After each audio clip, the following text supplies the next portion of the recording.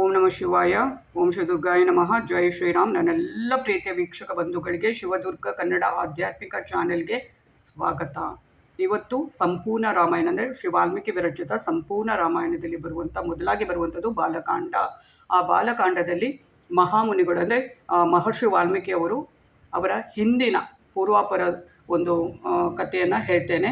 ಅಂದರೆ ಅವರು ಏನಾಗಿದ್ದರು, ಆನಂತರ ಮಹರ್ಷಿ ವಾಲ್ಮೀಕಿ ಆದದ್ದು ಹೇಗೆ ಅನ್ನೋದನ್ನು ಹೇಳ್ತೇನೆ. ಇದು ಸಂಪೂರ್ಣ ರಾಮಾಯಣದಲ್ಲಿ ಬರುವಂಥದ್ದು. ಹಾಗೆಯೇ ಅದಕ್ಕಿಂತ ಮುಂಚೆ ಚಾನಲನ್ನು ಏನಾದರೂ ಫಸ್ಟ್ ಟೈಮ್ ನೋಡ್ತಾ ಇದ್ದರೆ ಸಬ್ಸ್ಕ್ರೈಬ್ ಮಾಡಿ, ಲೈಕ್, ಕಮೆಂಟ್, ಶೇರ್ ಮಾಡಿ. ಹಾಗೆಯೇ ಜೈ ಶ್ರೀರಾಮ್, ಓಂ ನಮಃ ಶಿವಾಯ, ಓಂ ಶ್ರೀ ದುರ್ಗಾಯ ನಮಃ ಅನ್ನೋದನ್ನು ಕಮೆಂಟ್ ಬಾಕ್ಸ್ ಅಲ್ಲೇ ತಿಳಿಸಿ ಅವರ ಆಶೀರ್ವಾದಕ್ಕೆ ಪಾತ್ರರಾಗಿ ಅಂತ ಹೇಳ್ತಾ, ಮಹರ್ಷಿ ವಾಲ್ಮೀಕಿ ಅಂದರೆ ಪ್ರಾಚೇತಸ ಬೇಡ, ಮಹರ್ಷಿ ವಾಲ್ಮೀಕಿ ಆದಂಥ ಕಥೆ. ಪ್ರಶಾಂತಮಯವಾದ ಗಿಡ ಮರ ಬಳ್ಳಿಗಳಿಂದ ನಿಬಿಡವಾದ ದಟ್ಟ ಕಾಡು, ಸಾಲು ಸಾಲಾಗಿ ನಿಂತಿರುವ ಗಗನಚುಂಬಿ ವೃಕ್ಷಗಳು, ಅಲ್ಲಿ ನಗರದ ಗಲಭೆಗಳಿಲ್ಲ, ಅಶಾಂತಿಯಿಲ್ಲ. ಹಕ್ಕಿಗಳ ಕಲಕಲ ನಿನಾದ, ನಾಗಾಲೋಟದಿಂದ ಓಡಾಡುವ ಹರಿಣಗಳು, ಸರ್ರನೆ ಹರಿಯುವ ಹಾವುಗಳು, ಅರಣ್ಯವನ್ನು ಆವರಿಸುವಂತೆ ಗರ್ಜಿಸುವ ಸಿಂಹ ಮತ್ತು ವ್ಯಾಘ್ರಗಳ ಸಮೂಹ, ಗೀಳಿಡುವ ಮದಗಜಗಳ ಗುಂಪು, ಝಳ ಝಳನೆ ಹರಿಯುವ ಸಣ್ಣ ಪುಟ್ಟ ತೊರೆಗಳು, ನದಿಗಳು, ಧುಮುಕುವ ಜಲಪಾತಗಳು. ಆದರೆ ಅಂಥ ಭವ್ಯ ನಿಸರ್ಗಧಾಮದಲ್ಲಿಯೂ ಬೆರಳೆಣಿಕೆಯಷ್ಟು ಸಂಖ್ಯೆಯ ದರೋಡೆಕೋರರು ಪ್ರಯಾಣಿಕರನ್ನು ನಿರ್ದಾಕ್ಷಿಣ್ಯವಾಗಿ ನಿರ್ದಯತೆಯಿಂದ ಸುಳಿದು ಜೀವನ ವ್ಯವಹಾರವನ್ನು ಸಾಗಿಸ್ತಾ ಇದ್ರು. ದಾರಿಹೋಕರ ಸಂಪತ್ತನ್ನು ನಿರ್ದಯವಾಗಿ ಬಲಾತ್ಕಾರದಿಂದ ತನ್ನ ವಶಗೈದು ಅನ್ಯಾಯದ ಸಂಪಾದನೆಯಲ್ಲಿ ಕಟ್ಟಿಕೊಂಡ ಹೆಂಡತಿ ಮಕ್ಕಳನ್ನು ಸಾಕುತ್ತಿದ್ದವರಲ್ಲಿ ಪ್ರಾಚೇತಸನೆಂಬ ಬೇಡನೂ ಒಬ್ಬನಾಗಿದ್ದನು. ಅವನು ಕೊಳ್ಳೆ ಹೊಡೆಯುವುದನ್ನೇ ಜೀವನದ ಉದ್ದಕ್ಕೂ ವೃತ್ತಿಯನ್ನಾಗಿ ಅನುಷ್ಠಾನಕ್ಕೆ ತಂದಿದ್ದನು. ಕೊಲೆ ಮಾಡುವ ಕಲೆಯಲ್ಲಿ ನಿಷ್ಠಾತನು. ಅವನ ಮಟ್ಟಿಗೆ ಅದೂ ಒಂದು ಕಲೆಯೇ. ಎಂಥ ವಿಪರ್ಯಾಸ! ಆದರೆ ಆ ದುಷ್ಟ ಕಾರ್ಯಗಳಿಗೆಲ್ಲ ಪೂರ್ಣ ವಿರಾಮವಾಗುವ ಆಕಸ್ಮಿಕ ಘಟನೆ ಒಂದು ನಡೆಯಿತು. ಎಂದಿನಂತೆ ಮುಗ್ಧ ಜನರ ಐಶ್ವರ್ಯವನ್ನು ಸುಲಿಯಲು ಕ್ಷುದ್ರ ಬೇಟೆಗಾಗಿ ಹೊಂಚು ಹಾಕಿ ನಿಂತಿದ್ದ ಬೇಡನಿಗೆ ಪುಣ್ಯಾತ್ಮರಾದ ಭರದ್ವಾಜ ಋಷಿಗಳ ದರ್ಶನ ಲಾಭವಾಯಿತು. ಹರಿಣವನ್ನು ದಿಟ್ಟಿಸಿದಾಗ ಹುಲಿಯು ಸಂತೋಷ ಪಡುವಂತೆ ವ್ಯಾಧನ ಆನಂದಕ್ಕೆ ಪಾರವೇ ಇರಲಿಲ್ಲ. ಅವರಲ್ಲಿದ್ದ ಅಲ್ಪ ಸ್ವಲ್ಪವನ್ನು ದೋಚಲು ಮುಂದಾದನು. ಋಷಿಗಳಾದರೋ ಕೌಪಿನವಂತಹ ಖಲು ಭಾಗ್ಯವಂತಹ ಎಂಬ ನೀತಿ ವಚನದ ಮೇಲೆ ಅಚಲ ವಿಶ್ವಾಸವಿಟ್ಟವರು. ತಪಸ್ವಾಧ್ಯಾಯ ನಿರತರು. ಕಳೆದುಕೊಳ್ಳಬೇಕಾದ ಸೊತ್ತಿಗೆ ಅಂಜದೆ ಅಳುಕದೆ ಕ್ರೂರಿಯಾದ ಬೇಡನನ್ನೇ ಪ್ರಶ್ನಿಸಿದರು. ನೋಡಿ, ಈ ಥರ ಪ್ರಶ್ನಿಸ್ತಾರೆ ಪ್ರಾಚೇತಸ ಬೇಡನನ್ನು. ಅಯ್ಯ, ಪ್ರತಿದಿನವೂ ಹೀಗೆಯೇ ದುಷ್ಟ ಮಾರ್ಗದಲ್ಲಿ ಧನ ಸಂಪಾದಿಸುತ್ತೀಯ. ಈ ಪಾಪದಿಂದ ಅನುಭವಿಸಲು ಅಸದಳವಾದ ನರಕ ಯಾತನೆಯನ್ನು ಮರಣೋತ್ತರದಲ್ಲಿ ಪಡೆಯಲಿರುವೆ. ಸರಿಯಾಗಿ ಯೋಚಿಸು. ಈ ನೀಚ ಯೋಚನೆಯನ್ನು ತ್ಯಜಿಸಿ ಧರ್ಮ ಮಾರ್ಗವನ್ನು ಅನುಸರಿಸು. ಈ ರೀತಿಯ ನೀಚ ದುಡಿಮೆಯನ್ನು ಮನೆ ಮಂದಿಯ ಪೋಷಣೆಗೆ ನೀನು ಮೀಸಲಾಗಿರಿಸಿದ್ದರೂ ಆ ಪಾಪದಲ್ಲಿ ಪಾಲು ಅವರಿಗಿಲ್ಲ. ಅನ್ಯಾಯದ ಕೊಡದ ಗಾತ್ರವನ್ನು ದೊಡ್ಡದು ಮಾಡಿಕೊಳ್ಳಬೇಡ. ಇದರಿಂದ ಯಾವ ಪುರುಷಾರ್ಥವನ್ನು ಸಾಧಿಸುವೆ? ಉದರ ಪೋಷಣೆಗೆ ಇನ್ನಿತರ ಉದ್ಯೋಗಗಳು ಸಹಸ್ರಾರು ಕಾದುಕೊಂಡು ಇರುವಾಗ ಈ ದುಷ್ಕೃತ್ಯವನ್ನೇಕೆ ಮುಂದುವರಿಸುವೆ? ಪ್ರಾಚೇತಸನು ಗಾಬರಿಗೊಂಡನು. ಅವನ ಹೃದಯಕ್ಕೆ ಸೂಜಿ ಚುಚ್ಚಿದಂತಾಯಿತು. ನೇರವಾಗಿ ಮನೆಗೆ ಧಾವಿಸಿದನು. ಅವಸರವಾಗಿ ಹೋಗುತ್ತಿರುವಾಗ ಮುನಿ ವಚನವನ್ನೇ ಮೆಲುಕು ಹಾಕಿದನು. ಋಷಿ ವಾಕ್ಯವನ್ನು ಪ್ರಶ್ನಾರೂಪದಲ್ಲಿ ಮಡದಿ ಮಕ್ಕಳಲ್ಲಿ ಕೇಳಿದನು. ಆದರೆ ಅವರಿಂದ ಹೊರಟ ಉತ್ತರ ವ್ಯಾಧನ ಮನದಲ್ಲಿ ಗಾಬರಿ ಹುಟ್ಟಿಸಿತು. ಸ್ವಾಮಿ, ಎಂದಿಗೂ ಈ ರೀತಿ ನಮ್ಮನ್ನು ನೀವು ಹೀಗೆ ಪ್ರಶ್ನಿಸಲಿಲ್ಲ. ಯಾಕೆ ಈ ರೀತಿ ಸಂಶಯ ಮೂಡಿತು ಎಂಬ ಅರಿವು ನನಗಾಗುವುದಿಲ್ಲ. ಎಲ್ಲಿಂದ ನೀವು ಸಂಪಾದಿಸಿದಿರಿ ಎಂಬ ಪ್ರಶ್ನೆಯನ್ನು ಕೇಳುವ ಧೈರ್ಯ ಕೂಡ ನಮ್ಮಲ್ಲಿಲ್ಲ. ಅದಲ್ಲದೆ ಪ್ರತಿದಿನ ಪ್ರಶ್ನಿಸುವುದು ಸತಿ ಧರ್ಮವೂ ಅಲ್ಲ. ಕ್ರೂರತನದಿಂದಲೇ ನೀವು ಸಂಪಾದಿಸುವುದಾದರೂ ನಮಗೆ ಆ ಕುರಿತು ಏನೂ ತಿಳಿದಿಲ್ಲ. ದ್ರವ್ಯಾರ್ಜನೆಯ ಪಾಪ ಪುಣ್ಯ ನಿಮ್ಮ ಪಾಲಿಗೆ ಸೇರಿದ್ದಾಗಿರುತ್ತದೆ. ಪ್ರಾಮಾಣಿಕವಾದ ಧರ್ಮ ಸಮ್ಮತವಾದ ಅನಿಸಿಕೆಯನ್ನು ನಿಮ್ಮಲ್ಲಿ ವ್ಯಕ್ತಪಡಿಸಿದ್ದೇನೆ ಅಂತ ಪ್ರಾಚೇತಸ ಬೇಡನ ಹೆಂಡತಿ ಹೇಳುವಂಥದ್ದು. ಮನೆಯ ಯಜಮಾನನಾದವನು ಮಾತ್ರ ಇದಕ್ಕೆ ಹೊಣೆಯಾಗುತ್ತಾನೆ ಎನ್ನುವ ಉತ್ತರ ಬೇಡನಿಗೆ ಸಿಕ್ಕಿತು. ಅಂದರೆ ಪಾಪ ಪುಣ್ಯ ಏನು ನೀವು ಮಾಡಿದ್ದೀರಿ ಅದೆಲ್ಲ ನಿಮಗೆ, ನಮಗಲ್ಲ ಅಂತ ವ್ಯಾಧ ಅಂದರೆ ಬೇಡನ ಹೆಂಡತಿ ಹೇಳುವಾಗ ಇವರಿಗೆ ಏನಾಗುತ್ತೆ, ಪ್ರಾಚೇತಸನಿಗೆ ಏನಾಗುತ್ತೆ, ಅದೊಂದು ಆಶ್ಚರ್ಯ ಮತ್ತು ದುಃಖ ಕೂಡ ಆಗುತ್ತೆ ಈ ಮಾತನ್ನು ಕೇಳಿದಾಗ. ಅನಂತರ ಏನಾಗುತ್ತೆ, ಪರಬ್ರಹ್ಮ ದರ್ಶನ. ಪ್ರಾಚೇತಸನಿಗೆ ತಾನು ಗೈದಿರುವ ಅಪರಾಧದ ಅರಿವಾಯಿತು. ಕಣ್ಣನ್ನು ತೆರೆಯಿಸಿದ ಮಹಾಮುನಿಗಳನ್ನು ಮನಸಾ ವಂದಿಸಿದನು. ಅಂದಿನವರೆಗೆ ಗೈದ ಪಾಪಕ್ಕೆ ಪರಮಾರ್ಜನೆ ಹೇಗೆ ಶಕ್ಯ? ದೇಹ ದಂಡಿಸಿ ಏಕಾಗ್ರತೆಯನ್ನು ಸಾಧಿಸಿ ಮನದಲ್ಲಿ ಪರಬ್ರಹ್ಮನನ್ನು ಚಿಂತಿಸಿ ಪುನೀತನಾಗುವುದೊಂದೇ ಉಳಿದಿರುವ ಮಾರ್ಗವೆಂದು ಭಾಸವಾಯಿತು. ಅದಕ್ಕಾಗಿ ಆತ್ಮೋದ್ಧಾರಕ್ಕೆ ತಪೋವನದತ್ತ ಸಾಗಿದನು. ಹರಿವ ತೊರೆಯಲ್ಲಿ ಪವಿತ್ರ ಸ್ನಾನವನ್ನು ಮಾಡಿ ಮನದಲ್ಲಿ ಶುಚಿರ್ಭೂತನಾಗಿ ಪದ್ಮಾಸನವನ್ನು ಒಲಿದು ಅಂತರ್ಮುಖಿಯಾದನು. ಓಂಕಾರದ ಝೇಂಕಾರ ಅಲೆ ಅಲೆಯಾಗಿ ಹೊರಬಿತ್ತು. ಯೋಗಿಗಳ ಹೃದಯ ಗಹ್ವರದಲ್ಲಿ ನಿಂತು ಸದಾ ಆನಂದವನ್ನು ಕೊಡುವ ಜಗದೋದ್ಧಾರನ ದರ್ಶನವಾಯಿತು. ಲೌಕಿಕವನ್ನು ಮರೆತು ಅಂತರ್ಮುಖಿಯಾದ ಫಲವಾಗಿ ಅವನಿಗೆ ಬಾಹ್ಯ ಪ್ರಪಂಚ ಮರೆತು ಹೋಯಿತು. ಹೃದಯ ಶುದ್ಧವಾಯಿತು, ಚಿತ್ತ ಹುತ್ತವಾಯಿತು. ತಾನು ಕುಳಿತ ಸುತ್ತಮುತ್ತಲು ಹುತ್ತವೇ ಬೆಳೆದು ದೇಹಕ್ಕೆ ಶ್ರೀರಕ್ಷೆಯಾಯಿತು. ಆ ವಾಲ್ಮೀಕವೇ ತಾಯಿ ತಂದೆಯಂತೆ ಸಂರಕ್ಷಣೆ ನೀಡಿತು. ಪುಣ್ಯಾತ್ಮರಾದ ಋಷಿ ದರ್ಶನದಿಂದ ತನ್ನ ಜೀವನದ ಗತಿಯನ್ನು ಬದಲಿಸಿಕೊಂಡು ಪುನೀತನಾದನು.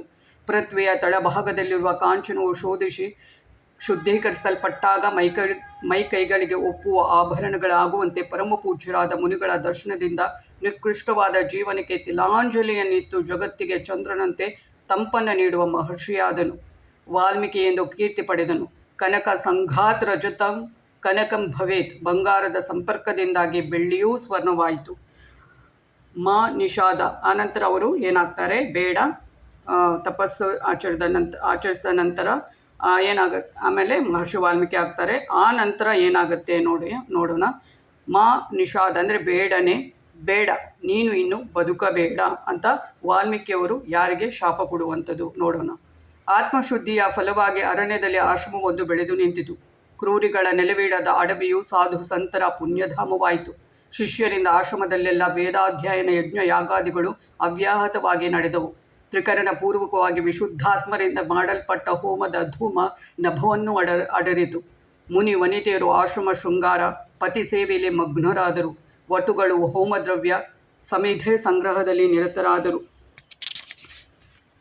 ಒಂದು ದಿನ ವಾಲ್ಮೀಕಿ ಮುನಿ ಪುಂಗವರು ನಿತ್ಯ ಹೀನಕವನ್ನು ಮಾಡುವುದಕ್ಕೆ ತಮಸಾ ನದಿಯ ಕಡೆಗೆ ಹೋಗ್ತಾ ಇದ್ದಾಗ ಸನಿಹದ ವೃಕ್ಷವೊಂದರ ಗೆಲ್ಲಿನಿಂದ ಗಂಡು ಕ್ರೌಂಚ ಪಕ್ಷಿಯೊಂದು ನೆಲದ ಮೇಲೆ ದೊಪ್ಪನೆ ಬಿತ್ತು. ದೂರದಲ್ಲಿರುವ ಬೇಡನ ಬಾಣಕ್ಕೆ ಆಹುತಿಯಾಗಿ ಉರುಳಿ ವಿಲವಿಲನೆ ಒದ್ದಾಡುತ್ತಿದ್ದ ಆ ಗಂಡು ಹಕ್ಕಿಯನ್ನು ಕಂಡು ಮರುಗುತ್ತಿರುವ ಹೆಣ್ಣು ಹಕ್ಕಿಯ ರೋದನ ಕೇಳಿ ಋಷಿಯ ದಯಾಹೃದಯ ಕರಗಿತು. ಕ್ರೌಂಚದ ಮೇಲಿನ ಅನುಕಂಪವು ವ್ಯಾಧನ ಮೇಲಿನ ಕ್ರೋಧವಾಗಿ ಪರಿಣಮಿಸಿತು. ಹಕ್ಕಿಯ ಅರೆಮುಚ್ಚಿದ ಕಣ್ಣುಗಳನ್ನು ಕಂಡಾಗ ರೋಷ ಹುಕ್ಕಿತು. ನಿಷಾದ ಪ್ರತಿಷ್ಠಾಂ ತ್ವ ಗಮಃ ಶಾಶ್ವತೀ ಸಮಾಹ ಯತ್ ಕ್ರೌಂಚ ಮಿಥುನಾದೇಕಾಮವಧೀಹಿ ಕಾಮಮೋಹಿತಂ. ಬೇಡ, ನೀನು ಬದುಕಬೇಡ ಎಂದು ವಾಲ್ಮೀಕಿ ಮಹರ್ಷಿಗಳು ಶಾಪವಿತ್ತರು. ಅರೆಗಳಿಗೆ ಮೇಲೆ ತಾನೇಕೆ ಶಾಪವನ್ನು ಕೊಟ್ಟೆ ಎನ್ನುವ ಪಶ್ಚಾತ್ತಾಪ ಒಳಗಿಂದೊಳಗೆ ಆಯಿತು. ಬೇಡನೊಬ್ಬ ಅರಣ್ಯದಲ್ಲಿ ಪಕ್ಷಿಗಳನ್ನು ಪ್ರಾಣಿಗಳನ್ನು ಹಿಡಿಯುವುದು ಅಧರ್ಮವೇ? ಅದು ಅಪರಾಧವೇ? ಇದು ಹಿಂದೆ ತಾನು ಕೈಗೊಂಡ ವೃತ್ತಿಯಲ್ಲವೇ? ತನ್ನ ಅರ್ಧ ಆಯುಷ್ಯವನ್ನೇ ಈ ಉದ್ಯೋಗದಲ್ಲಿ ಕಳೆದಿರುವಾಗ ಈಗೇಕೆ ಅದರಲ್ಲಿ ಅಸಹ್ಯತೆ ಅಸಹಿಷ್ಣುತೆ? ಹೀಗೆ ಮಹರ್ಷಿಗಳ ಮನಸ್ಸಿನಲ್ಲಿ ಗಂಡು ಹೆಣ್ಣು ಹಕ್ಕಿಗಳು ಒಂದಾಗಿ ಜೊತೆಗೂಡಿದ್ದಾಗ ಹಿಂಸಿಸಬಾರದಿತ್ತೆನ್ನುವ ಧರ್ಮಪ್ರಜ್ಞೆ ಉಮ್ಮಳಿಸಿತ್ತು. ಹಿಂಸೆಯಲ್ಲಿಯೂ ಅನೇಕ ಬಾರಿ ಧರ್ಮದ ನಿಯಮಗಳು ಅನ್ವಯವಾಗಬೇಕೆನ್ನುವ ನಿಲುವು ಅವರದ್ದಾಗಿತ್ತು.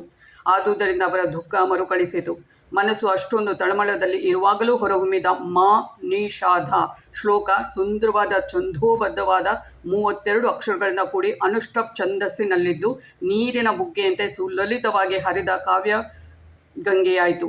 ಹಿಮಾಲಯದ ಉತ್ತುಂಗ ಶಿಖರದಲ್ಲಿ ಹುಟ್ಟಿಕೊಂಡ ಭಾಗೀರಥಿಯಂತೆ ಋಷಿಶ್ರೇಷ್ಠರ ಮಾನಸ ಗಂಗೋತ್ರಿಯಿಂದ ಹೊರಸೂಸಿದ ಶ್ಲೋಕ. ಬೆಂದ ಹೃದಯಕ್ಕೆ ಸಾಂತ್ವನ, ರಾಮಾಯಣ ಬರೆಯಲು ಆದೇಶ. ಸ್ವಲ್ಪ ಹೊತ್ತಿನಲ್ಲಿ ಹೃದಯ ಶೋಕದಿಂದ ಕುದಿಯತೊಡಗಿತು. ಈ ವ್ಯಾಧನು ಗಂಡು ಹಕ್ಕಿಯನ್ನು ಕೊಲ್ಲಲು ಕಾರಣನಾಗಿದ್ದರೆ ತಾನು ಆತನನ್ನು ಶಪಿಸಿಕೊಳ್ಳಲು ಕಾರಣನಾದೆ ಅಲ್ಲವೇ? ತನಗೂ ಬೇಡನಿಗೂ ಅಂತರವೇನಿದೆ? ಕಿಮಿದಂ ವ್ಯರಥಂ ಮಯ, ಏನು ಮಾಡಿದೆ? ವಾಲ್ಮೀಕಿ ಋಷಿಗಳು ದುಃಖಪರವಶರಾದರು. ಆಗ ಚತುರ್ಮುಖ ಬ್ರಹ್ಮದೇವರು ಪ್ರತ್ಯಕ್ಷರಾಗಿ ವಾಲ್ಮೀಕಿ ಋಷಿಗಳ ಚಿತ್ತಕ್ಕೆ ಹಿತವಾಗುವಂತೆ ಸಮಾಧಾನದ ನುಡಿಗಳನ್ನು ಹೇಳಿ ಹರಸಿದರು. ಕುರು ರಾಮ ಕಥಾಂ ಪುಣ್ಯಂ ಶ್ಲೋಕಬದ್ಧ ಮನೋರಮಾಂ. ಋಷಿವರ್ಯರೇ, ನಡೆದ ಘಟನೆಗಾಗಿ ಚಿಂತಿಸದಿರಿ. ಮನವು ಕೋಪಾತಾಪ ಶೋಕದಲ್ಲಿರುವಾಗಲೂ ಶ್ಲೋಕ ಛಂದೋಬದ್ಧವಾಗಿ ಹೊರಹೊಮ್ಮಿರುವುದರಿಂದ ಮನೋಹರವಾದ ಪುಣ್ಯಕರವಾದ ಶ್ರೀಮದ್ ರಾಮಾಯಣವನ್ನು ಬರೆಯಲು ಶಕ್ತರಿದ್ದೀರಿ. ನೀವು ಜಗತ್ತಿನಲ್ಲಿ ಆದಿಕವಿಗಳು ಎನಿಸುವಿರಿ. ನಿಮಗೆ ಮಹತ್ ಕವಿತಾಶಕ್ತಿ ಪ್ರಾಪ್ತಿಯಾಗಲಿ. ಶ್ರೀರಾಮಚರಿತ್ರೆಯು ಸಕಲರ ಜೀವನದ ದಾರಿ ಬೆಳಕಾಗಲಿ. ಅಂತಹ ರಾಮಾಯಣದ ಕರ್ತೃವೇ ನೀವಾಗಬೇಕು ಎಂಬ ದೈವವಾಣಿ ಮಹರ್ಷಿಗಳಿಗೆ ಆಜ್ಞೆಯಾಯಿತು. ರಾಮಾಯಣ ಕವಿತಾ ಶಾಖೆಯ ಮೇಲೇರಿ ವಾಲ್ಮೀಕಿ ಋಷಿಗಳು ಕೋಗಿಲೆಯಾಗಿ ಸುಮಧುರವಾಗಿ ಹಾಡಿದರು. ಆಗ ಅವರಿಗೆ ಹಿಂದೊಮ್ಮೆ ನಾರದರೊಂದಿಗೆ ಸಂಭವಿಸಿದ ಪ್ರಶ್ನೋತ್ತರ ಸಂಭಾಷಣೆ ನೆನಪಾಯಿತು. ಜಗತ್ತಿನಲ್ಲಿ ಗುಣವಂತ, ಧೀರ, ವೀರ, ಧರ್ಮವೀರು, ಕೃತಜ್ಞ, ದೃಢವಾದ ಸತ್ಯ ಸಂಕಲ್ಪ ಉಳ್ಳವನು ವರ್ತಮಾನ ಕಾಲದಲ್ಲಿ ಯಾರಿರಬಹುದೆಂದು ಪ್ರಾಚೇತಸರು ಕೇಳಿದ ಪ್ರಶ್ನೆಗೆ ಇಕ್ಷ್ವಾಕು ವಂಶ ಸಂಜಾತನಾದ ಶ್ರೀರಾಮ ವರ್ತಮಾನ ಕಾಲದಲ್ಲಿ ಪರಾಕ್ರಮಿ, ಜಿತೇಂದ್ರಿಯ, ಬುದ್ಧಿವಂತ, ನೀತಿವಂತ, ವಾಗ್ಮಿ, ಲೋಕೈಕ ವೀರನಾಗಿಯೂ ಪ್ರಸಿದ್ಧನಿದ್ದ ಎನ್ನುವ ಉತ್ತರವು ಬ್ರಹ್ಮಮಾನಸ ಪುತ್ರ ನಾರದನಿಂದ ಕೊಡಲ್ಪಟ್ಟಿತ್ತು. ಅದನ್ನು ಜ್ಞಾಪಿಸಿಕೊಂಡು ವಾಣಿರಮಣನ ಆದೇಶದಂತೆ ಪರಮ ಪವಿತ್ರವಾದ ಶ್ರೀರಾಮಚರಿತ್ರೆಯ ಮೇರು ಕೃತಿಯನ್ನು ಬರೆಯಲು ಆರಂಭಿಸಿದರು. ಆ ರಘುಕುಲ ಉದ್ಧಾರಕನ ಆದರ್ಶ ಜೀವನ ಮುಂದಿನ ಜನಕೋಟಿಯ ಮನಕ್ಕೆ ಹರ್ಷದಾಯಕ ಮತ್ತು ಪರಮ ಪವಿತ್ರವಾಗಿದೆ. ಕುಲಹೀನನಾದರೂ ಕೂಗಿ ಕರೆಯಬಹುದಾದ ಮಂತ್ರ, ಸೋಮೇಶ್ವರ ತನ್ನ ಭಾಮಿನಿಗೆ ಮೆಚ್ಚಿ ಬೋಧಿಸಿದ ಮಂತ್ರ. ಅಂತ ಶ್ರೀರಾಮನ ಪರಮ ಪವಿತ್ರ ಕಥಾಮೃತ ರಾಮಾಯಣ ಕಾವ್ಯಗಂಗೆಯಾಗಿ ವಾಲ್ಮೀಕಿ ಮುನಿಗಳ ಹೃದಯ ಕಮಲದಿಂದ ಉದ್ಭವಿಸಿತು. ರಘುಕುಲಾಂಬುಧಿ ಚಂದ್ರನ ಕುಮಾರರಾದ ರವಕುಶರು ಶ್ರೋತೃಗಳಾಗಿ ಕಾವ್ಯಾಮೃತದ ಸವಿಯನ್ನು ಚಪ್ಪರಿಸಿದರು. ಇನ್ನೊಂದು ಕಡೆಯಲ್ಲಿ ಪವಿತ್ರವಾದ ಬೆಳ್ಳಿ ಬೆಟ್ಟ ಪಾಮರರನ್ನು ಪಾವನ ಮಾಡುವ ಕೈಲಾಸಪತಿ ಪಾರ್ವತಿಯು ಜೊತೆಯಾಗಿ ಸಿಂಹಾಸನರೂಢರಾಗಿದ್ದರು. ಆಗ ಪಾರ್ವತಿ ಹೇಳ್ತಾರೆ ಏನು ಅಂದರೆ, ಶಿವದೇವರ ಹತ್ರ ಹೇಳುವಂಥದ್ದು ತನ್ನ ಪತಿಯ ಹತ್ರ ಏನು ಅಂದರೆ, ಹೇ ಪ್ರಾಣಕಾಂತ, ಮಧ್ವ ವಾಲ್ಮೀಕಿ ಪ್ರಣೀತವಾದ ರಾಮಾಯಣ ಅತ್ಯಂತ ರಸಭರಿತವಾದ ಕಾವ್ಯ. ಅದು ಕೇಳಿದವರ ಸಕಲ ಕಷ್ಟ ಪರಿಹರಿಸಬಲ್ಲ ಪರಮಪಾವನ ರಸಗಂಗೆಯಂತೆ. ನೀವು ನಿಮ್ಮ ಶ್ರೀಮುಖದಿಂದಲೇ ಕೇಳಲು ಇಚ್ಛಿಸಿದ್ದೇನೆ. ಅಮರನನ್ನು ಉದ್ಧರಿಸಿದ ಅಮೃತ ಸದೃಶವಾದ ಮಹಾಕಾವ್ಯವನ್ನು ವ್ರಡೇಶ್ವರರಾದ ನಿಮ್ಮ ಮುಖಕಮಲದಿಂದ ಶ್ರವಣ ಮಾಡುವ ಪುಣ್ಯ ಭಾಗ್ಯ ನನ್ನದಾಗಲಿ ಅಂತ ಹೇಳ್ತಾರೆ. ಆಗ ಕೈಲಾಸಪತಿ ಈಶ್ವರ ಮುಗುಳ್ನಗೆಯಿಂದ ಒಪ್ಪಿಗೆಯನ್ನು ಸೂಚಿಸಿ ಶ್ರೀರಾಮ ಚರಿತಾಮೃತವನ್ನು ವಿವರಿಸತೊಡಗಿದರು. ಲೋಕ ಪ್ರಸಿದ್ಧವಾದ ರಾಮಾಯಣ ಸುದ್ದಿ ಅರಿಯತೊಡಗಿತು. ಪುರುಷೋತ್ತಮನ ಭೂಮಿಗಳಿದು ಎಸಗಿದ ಧರ್ಮ ಸಂರಕ್ಷಣೆ ಭವ್ಯ ದಿವ್ಯ ಪುಣ್ಯಕಥೆಯನ್ನು ಗಿರಿಜೆ ಮೈ ತುಂಬ ಕಿವಿಯನ್ನಾಗಿ ಮಾಡಿಕೊಂಡು ಭಕ್ತಿಯಿಂದ ಕೇಳಿದಿರಲ್ವಾ. ಅಂದರೆ ಗೊತ್ತಿರಬಹುದು, ಸಣ್ಣ ಪುಟ್ಟದಾಗಿ ಗೊತ್ತಿರಬಹುದು. ಇದು ಸಂಪೂರ್ಣ ಅಂದರೆ ವಾಲ್ಮೀಕಿ ವಿರಚಿತ ಸಂಪೂರ್ಣ ರಾಮಾಯಣ ಬಾಲಕಾಂಡದಲ್ಲಿ ಬರುವಂಥದ್ದು. ಇದನ್ನು ಹೇಳಿದೆ ಅಂದರೆ ಪ್ರಾಚೇತಸಬೇಡ. ಅನಂತರ ವಾಲ್ಮೀಕಿ ಆದದಂತೂ ಅನಂತರ ವಾಲ್ಮೀಕಿಯವರು ಏನು ಶ್ರೀರಾಮಾಯಣವನ್ನು ಬರೆಯುವಂಥದ್ದು. ಇದರ ಬಗ್ಗೆ ಸವಿವರವಾಗಿ ಈ ವಿಡಿಯೋದಲ್ಲಿ ಹೇಳಿದ್ದೇನೆ. ಮುಂದಿನ ವಿಡಿಯೋದಲ್ಲಿ ಮತ್ತೊಂದು ಇದೇ ರೀತಿಯಾದಂಥ ಒಂದು ಆಧ್ಯಾತ್ಮಿಕಕ್ಕೆ ಅಂದರೆ ನಮ್ಮ ಧರ್ಮಗ್ರಂಥಕ್ಕೆ ಸಂಬಂಧಪಟ್ಟ ಇನ್ನೊಂದು ವಿಡಿಯೋದೊಂದಿಗೆ ಮತ್ತೆ ನಿಮ್ಮನ್ನು ಭೇಟಿ ಆಗ್ತೀನಿ. ಅಲ್ಲಿವರೆಗೆ ಆದಷ್ಟು ಏನು ಮಾಡಬೇಕು, ಇಂಥ ವಿಡಿಯೋಗಳು ಬೇಕಿದ್ದರೆ ಆದಷ್ಟು ನನ್ನ ಚಾನಲನ್ನು ನೀವು ಸಬ್ಸ್ಕ್ರೈಬ್ ಮಾಡೋದನ್ನು ಲೈಕ್, ಕಮೆಂಟ್, ಶೇರ್. ಹಾಗೆಯೇ ಕಮೆಂಟ್ ಬಾಕ್ಸಲ್ಲಿ ಏನೇ ಒಂದು ನಿಮ್ಮ ಡೌಟ್ಸ್ ಪ್ರಶ್ನೆ ಇದ್ದರೂ ಅದನ್ನು ನೀವು ಕೇಳಬಹುದು. ಅದಕ್ಕೆ ನಾನು ಖಂಡಿತವಾಗ್ಲೂ ಉತ್ತರಿಸ್ತೇನೆ ಅಂತ ಹೇಳ್ತಾ ಈ ಒಂದು ವಿಡಿಯೋವನ್ನು ಇಲ್ಲಿಗೆ ಮುಗಿಸ್ತಾ ಇದ್ದೀನಿ. ಎಲ್ರಿಗೂ ಧನ್ಯವಾದಗಳು. ಆ ದೇವರ ಆಶೀರ್ವಾದ ನಿಮ್ಮ ಮೇಲೆ ಸದಾ ಇರಲಿ ಅಂತ ಹೇಳ್ತಾ ಜೈ ಶ್ರೀರಾಮ್. ಓಂ ನಮಃ ಶಿವಾಯ. ಓಂ ಶ್ರೀ ದುರ್ಗಾಯ ನಮಃ.